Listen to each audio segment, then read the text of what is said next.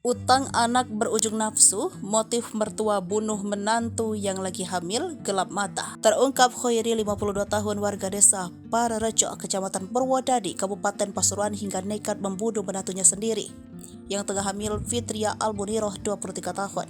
Peristiwa mertua bunuh menantu itu terjadi pada Selasa 31 Oktober 2023 sekitar pukul 4. Dikutip dari Kompas.com, Kapolsek Purwodadi Ibtu Pujianto mengatakan bahwa berdasarkan informasi dari pelaku usai tertangkap, ia mengaku jengkel lantaran anaknya banyak hutang. Sehari-hari, pelaku korban beserta suaminya tinggal bersama dalam satu rumah. Namun menurut Pujianto, sejak 2 hari terakhir pelaku berubah menjadi seorang yang temperamental. Seperti diketahui Fitria, ibu muda berusia 23 tahun ini ditemukan dalam kondisi tak bernyawa di dalam rumah kamarnya. Yang menemukan adalah Sueb, suami korban. Sayang tak lama setelah ditemukan, Fitria meninggal saat dibawa ke puskesmas Purwodadi. Tak berselang lama, polisi mengungkap Khoiri, ayah Sueb sekaligus mertua Fitria. Khoiri ditangkap saat sedang bersembunyi di dalam kamar rumah tetangga. Satreskrim Polres Pasuruan akhirnya mengungkap motif pembunuhan menantu yang melibatkan mertua di Dusun Blimbing, Desa Pararejo, Kecamatan Purwodadi, Kabupaten Pasuruan. Wakapolres Pasuruan Kompol Hari Aziz mengatakan dari hasil pemeriksaan motif yang mendasari pembunuhan ini karena tersangka tidak bisa menahan hawa nafsunya.